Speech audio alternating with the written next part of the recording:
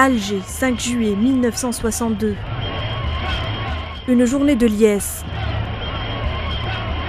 Le peuple algérien fête son indépendance après 132 ans de présence française, de colonialisme, de lutte, de victimes.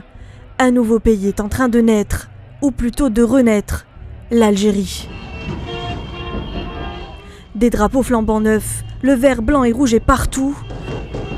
L'enthousiasme est indescriptible, une marée humaine. Ces visages d'hommes, de femmes, d'enfants, tout ce monde déchaîné crie sa joie. C'était le cri de la liberté, de la justice et de la démocratie, une fierté retrouvée, un espoir pour les nations, un modèle pour les peuples. Lorsque le cessez-le-feu fut signé entre les gouvernements français et algériens, c'était l'espoir qui dominait en Algérie. Une société plus égalitaire était à construire avec l'aide d'une population revigorée et grâce à des ressources naturelles inestimables.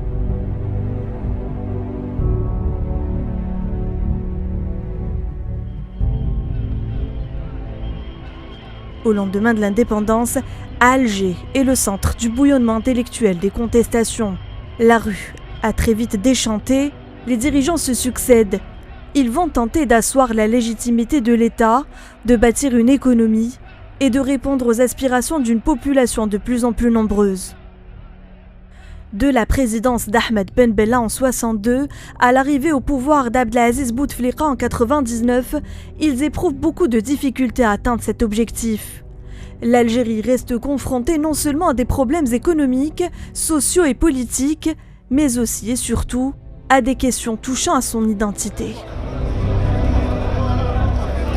57 ans plus tard, c'est la désillusion.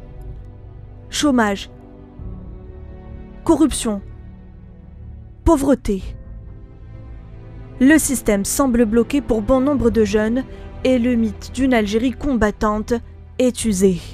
Ceux qui ont vécu ce jour-là le savent. Ce fut une indépendance confisquée.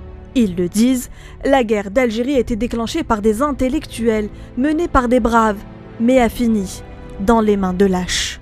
Ils ont l'impression d'un immense gâchis.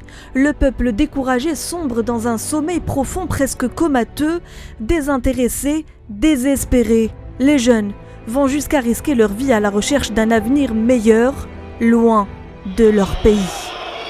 Mais un jour, l'État commet l'erreur de trop, les citoyens répondent à un appel. Un certain 22 février 2019, le réveil sonne et toute l'Algérie est debout, prête à reprendre son destin en main, et depuis, la révolution est en marche.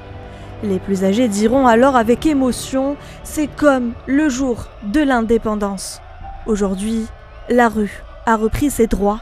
Après 57 ans et après 20 vendredis, c'est un prolongement en combat de nos valeureux martyrs pour l'indépendance de notre chère patrie. Aujourd'hui, nul ne peut arrêter un peuple sur le chemin de son destin.